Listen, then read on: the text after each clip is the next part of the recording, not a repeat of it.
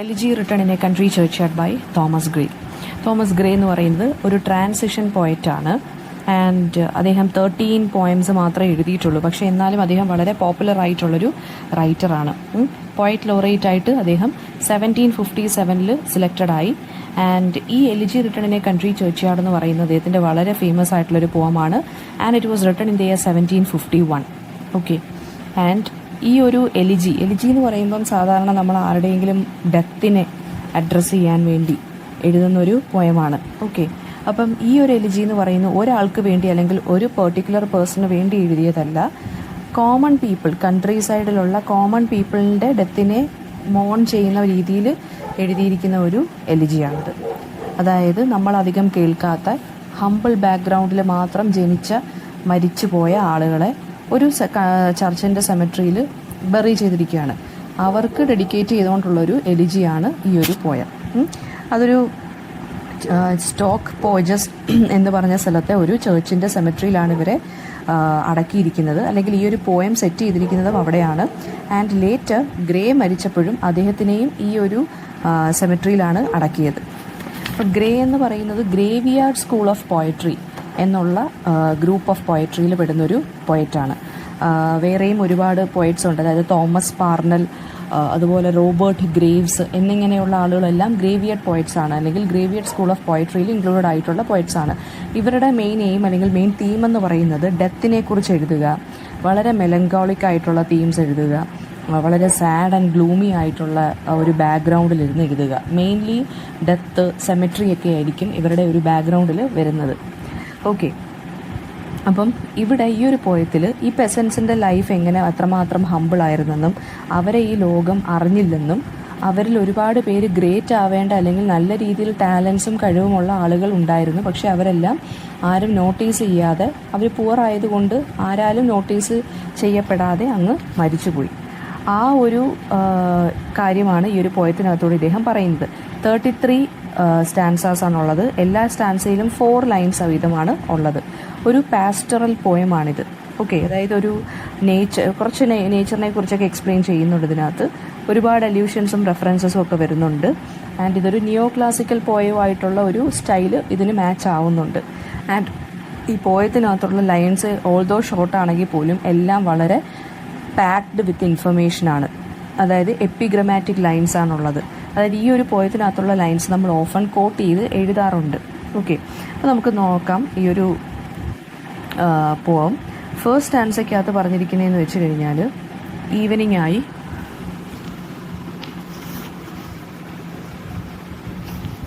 And എന്താണ്, കുറച്ച് ക്യാറ്റിലും അതുപോലെ തന്നെ ഫാമേഴ്സും എല്ലാം അവരവരുടെ അതായത് വീടുകളിലേക്ക് മടങ്ങുകയാണ് ചെയ്യുന്നത്. അവരവരുടെ ആ ഈവനിങ് ആയപ്പോഴത്തേക്കും എന്താണ് കുറേ ക്ഷീണിച്ച് പിന്നെ അവശരായിട്ട് ക്യാറ്റിലും അവരുടെ കൂടെയുള്ള ഫാമേഴ്സും എല്ലാം കൂടി വീടുകളിലേക്ക് മടങ്ങുന്നു. അപ്പോൾ ഒരു റൂറൽ പ്ലേസിനെ ഡിസ്ക്രൈബ് ചെയ്തിരിക്കുകയാണ് പോയറ്റ്. അതായത് ആ ചർച്ച് ബെല്ല് ഈവനിങ് ആകുമ്പോൾ ചർച്ച് ബെല്ല് അടിക്കുമല്ലോ, ആ ചർച്ച് ബെല്ല് അടിച്ചപ്പോൾ എന്ത് ചെയ്യാണ് സംഭവിക്കുന്നത്, ആ ഡേ കഴിഞ്ഞു, ഈവനിങ് ആയെന്നും ക്യാറ്റിലും അതുപോലെ തന്നെ, അതായത് ആനിമൽസും അതുപോലെ തന്നെ ഹ്യൂമൻസും കൂടി തിരിച്ച് ടയേർഡായി അവരവരുടെ വീടുകളിലേക്ക് മടങ്ങുകയാണ്. ഡാർക്ക്നെസ് വേൾഡിൽ കവർ ചെയ്തുകൊണ്ടിരിക്കുകയാണ്. അപ്പോൾ സ്പീക്കർ എന്ന് പറയുന്നത് ഈ ഒരു ഗ്രേവിയാർഡിൽ നിന്നുകൊണ്ട് ഇതിനെക്കുറിച്ച് പറയുന്നത് പോലെയാണ് ഈ ഒരു പോയം എഴുതിയിരിക്കുന്നത്. എല്ലാം ക്വയറ്റാണ്. ഉള്ളി കുറച്ച് ഔളിൻ്റെ കരച്ചിലും, അതായത് ഔളിൻ്റെ ഹൂട്ടും അതുപോലെ തന്നെ കുറച്ച് എന്താ പറയുക, മറ്റേ ബീറ്റിൽസിൻ്റെ സൗണ്ടും മാത്രമേ കേൾക്കുന്നുള്ളൂ. ആൻഡ് ഒരു ഗ്രൂപ്പ് ഓഫ് യം ട്രീസിൻ്റെ ഇടയ്ക്ക് ഒരു ഗ്രേവിയാർഡ് അവിടെ കാണുകയാണ് നമ്മുടെ പോയറ്റ്. ആ ഗ്രേവിയാർഡ് എന്ന് പറയുന്നത് വില്ലേജുകാരുടെ, അതായത് ആ വില്ലേജ് പീപ്പിളിൻ്റെ ഗ്രേവിയാർഡാണ്. അപ്പോൾ അവിടെ വില്ലേജേഴ്സിൻ്റെ ആൻസസ്റ്റേഴ്സ് മുതൽ ഉള്ള ആളുകളെ എല്ലാം അവിടെയാണ് അടക്കിയിരിക്കുന്നത്. Okay. And then next stanzas,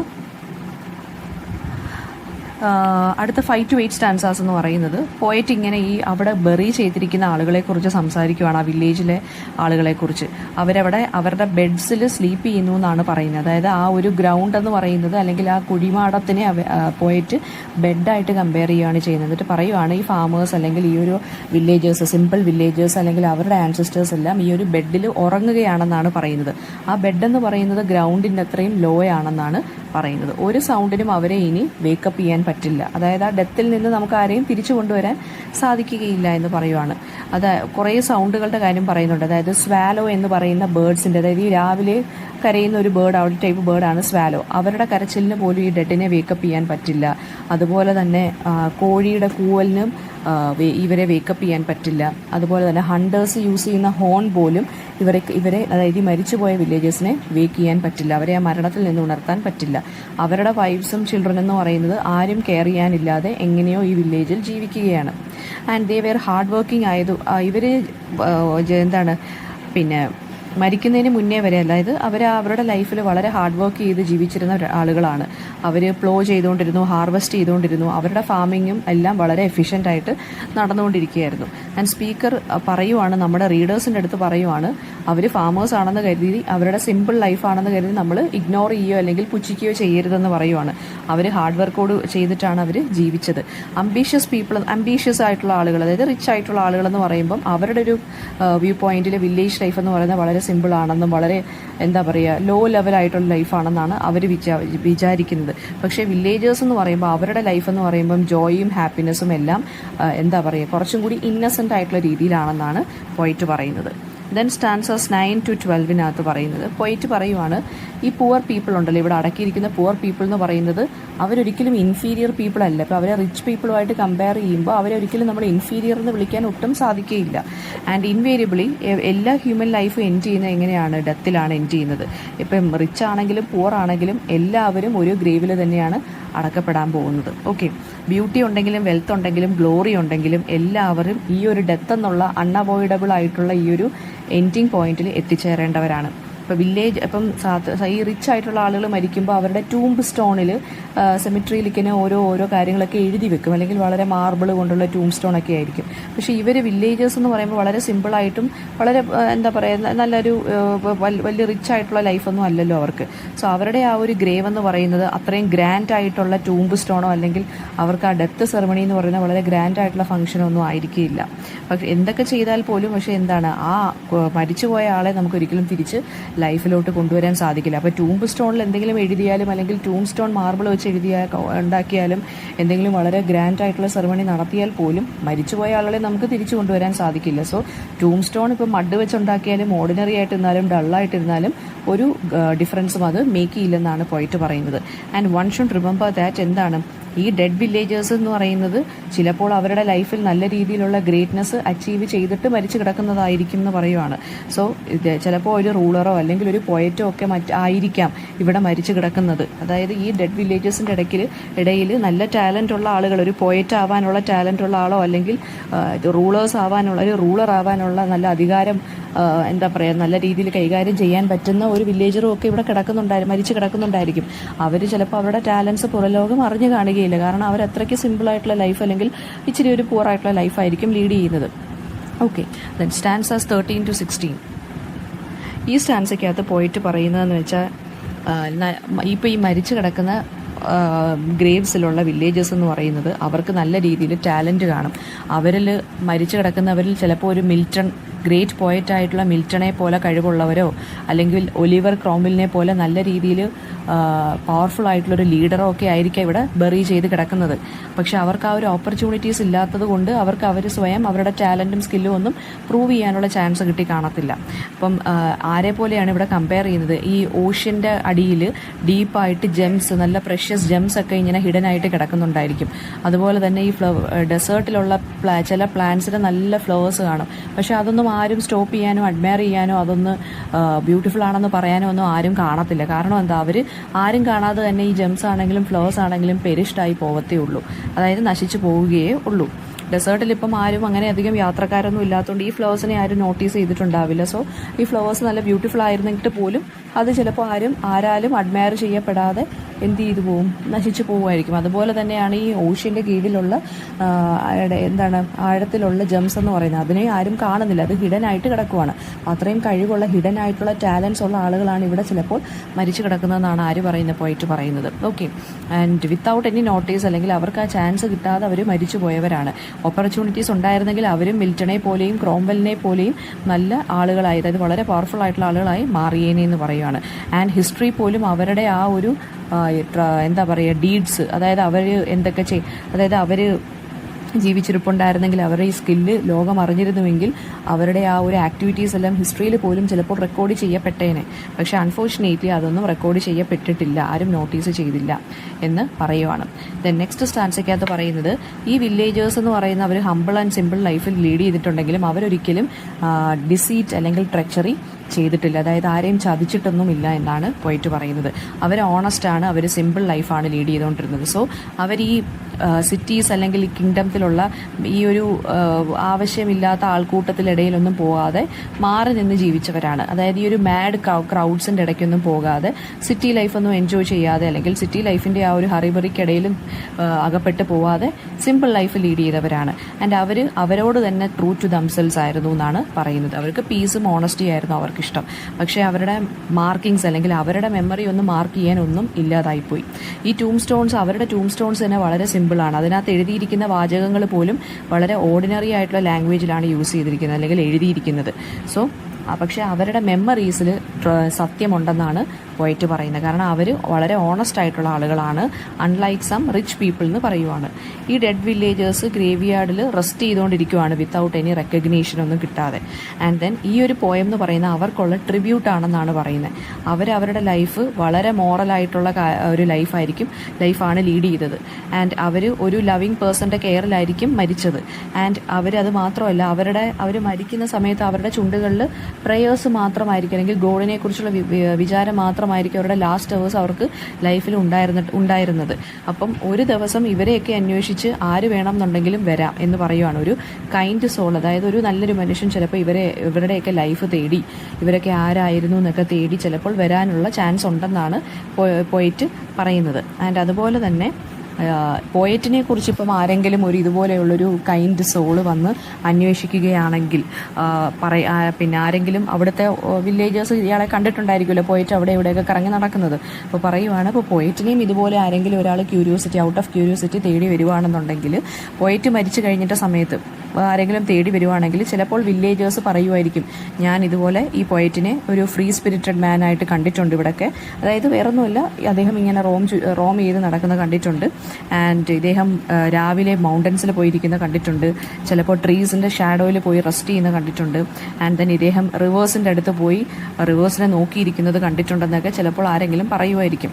അതുപോലെ തന്നെ ഇദ്ദേഹം പോയിട്ട് സ്വയം സംസാരിക്കുന്നത്, അതായത് സ്വയം മട്ടർ ചെയ്യുന്നത്, അദ്ദേഹത്തിൻ്റെ ഓരോ പോയംസ് ആണെങ്കിലും അദ്ദേഹത്തിൻ്റെ എന്തെങ്കിലും ഫാൻറ്റസീസ് ആണെങ്കിലും സ്വയം ഇരുന്ന് സംസാരിക്കുന്നത് ഞാൻ കണ്ടിട്ടുണ്ടെന്ന് ഏതെങ്കിലും ഒരു വില്ലേജർ ചിലപ്പോൾ പറയുമായിരിക്കും. അപ്പോൾ ഒരു ദിവസം എന്നെ കാണാതെ പോയി കഴിഞ്ഞാൽ ചിലപ്പോൾ ഈ വില്ലേജറെങ്കിലും എന്നെ ഒന്ന് അന്വേഷിച്ച് വരുമായിരിക്കും എന്ന് പോയിട്ട് പറയുവാണ്. അപ്പോൾ പോയിട്ട് മിസ്സിങ് ആയാലും ഇദ്ദേഹം ഈ ഒരു വില്ലേജർ, ചിലപ്പോൾ ഇദ്ദേഹത്തിനെ നോട്ടീസ് ചെയ്യുന്ന ഈ ഒരു വില്ലേജർ മിസ്സിങ് ആയ ആളെ ഈ പോയിറ്റിനെ നോക്കി അവിടെയൊക്കെ സെർച്ച് ചെയ്ത് നടക്കുന്നുണ്ടായിരിക്കും. പക്ഷെ അവിടെ വെച്ചിട്ടായിരിക്കും ഈ വില്ലേജർ അറിയുന്നത് ഇദ്ദേഹം മരിച്ചു പോയെന്നും ഈ ഗ്രേവ് യാർഡിലാണ് ഇദ്ദേഹത്തിനെ അടക്കിയെന്നും ചിലപ്പോൾ ആ സമയത്തായിരിക്കും ഈ ഒരു വില്ലേജർ അറിയുന്നതെന്നാണ് പറയുന്നത്. Okay, then last part of the പോയത്തിനകത്ത് പറയുന്നതെന്ന് വെച്ച് കഴിഞ്ഞാൽ പോയറ്റിൻ്റെ എപ്പിറ്റഫ് പോയറ്റ് തന്നെ എഴുതിയിരിക്കുകയാണ്. എപ്പിറ്റഫ് എന്ന് വെച്ചാൽ നമ്മുടെ ടൂംബ് സ്റ്റോണിൽ എഴുതിയിരിക്കുന്ന വാചകങ്ങൾ, അതായത് അടക്കിയിരിക്കുന്ന സ്ഥലത്ത് എഴുതിയിരിക്കുന്ന വാചകങ്ങൾ പോയറ്റ് തന്നെ എഴുതുവാണ് മരിക്കുന്നതിന് മുന്നേ. അതായത് ഇങ്ങനെയായിരിക്കും പോയറ്റിൻ്റെ ടൂംബ് സ്റ്റോണിലുള്ള എപ്പിറ്റഫ് പറയുന്നത്.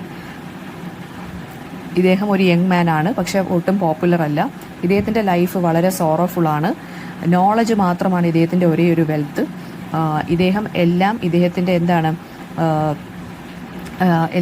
ഇദ്ദേഹത്തിൻ്റെ ലൈഫ് എന്ന് പറയുന്നത് ഫുൾ ഓഫ് മിസറീസ് ആയിരുന്നു. വളരെ അൺഹാപ്പി ആയിട്ടുള്ള ലൈഫായിരുന്നു ഇദ്ദേഹത്തിനുള്ളത്. ആൻഡ് ഇദ്ദേഹം ലോങ് ചെയ്തിരുന്നത് ഒരു ഫ്രണ്ടിന് വേണ്ടി മാത്രമാണ്, ഒരു സപ്പോർട്ടീവ് ആയിട്ടുള്ളൊരു ഫ്രണ്ടിന് വേണ്ടി മാത്രമാണ് ഇദ്ദേഹം ആഗ്രഹിച്ചിരുന്നത്. ആൻഡ് അദ്ദേഹത്തിനെക്കുറിച്ച് എന്തെങ്കിലും അറിയണം എന്നുണ്ടെങ്കിൽ അദ്ദേഹത്തിൻ്റെ ടൂം സ്റ്റോൺ, അതായത് എൻ്റെ ഈ ടൂം സ്റ്റോൺ വായിച്ചാൽ മതി എന്നെക്കുറിച്ച് എല്ലാ കാര്യങ്ങളും അറിയാൻ സാധിക്കും. അപ്പോൾ ടൂം സ്റ്റോൺ വായിക്കുമ്പോൾ നിങ്ങൾക്ക് മനസ്സിലാവും ഞാൻ ഈ എർത്തിൻ്റെ മടിത്തട്ടിൽ അല്ലെങ്കിൽ ലാപ്പിൽ കിടന്ന് ഉറങ്ങുകയായിരിക്കും, അതായത് ഞാൻ മരണപ്പെട്ടിട്ടുണ്ടായിരിക്കും എന്ന് പറയുവാണ്. ഇതിനകത്ത് വരുന്ന തീംസ് എന്താണെന്ന് വെച്ച് കഴിഞ്ഞാൽ ഡെത്തിനെ കുറിച്ച് പറയുന്നുണ്ട്, ഡെത്ത് എന്ന് പറയുന്ന ഒരു ഈക്വലൈസർ ആണെന്ന്. റിച്ച് ആണെങ്കിലും പുവർ ആണെങ്കിലും ഒരു ദിവസം മരിക്കും, അതാണ് പറയുന്നത്. പിന്നെ ഒരു മനുഷ്യനും എസ്കേപ്പ് ചെയ്യാൻ പറ്റില്ല ഡെത്ത് എന്ന് പറയുന്നത്, ആ ഒരു കോൺസെപ്റ്റിനെ. ഓക്കെ, റിച്ച് ആണെങ്കിലും അതുപോലെ തന്നെ മരിച്ചു പോയി കഴിഞ്ഞാൽ റിച്ച്നെസ്സിനോ അല്ലെങ്കിൽ ഗ്ലോറിക്കോ അല്ലെങ്കിൽ എത്ര ഫേമസ് ആണെങ്കിലും നമുക്ക് അദ്ദേഹത്തിന് തിരിച്ചു കൊണ്ടുവരാൻ സാധിക്കുകയില്ല. പുവർ പീപ്പിൾ ആണെന്നുണ്ടെങ്കിലും അവരും റെസ്പെക്റ്റ് ഡിസേർവ് ചെയ്യുന്നുണ്ട്.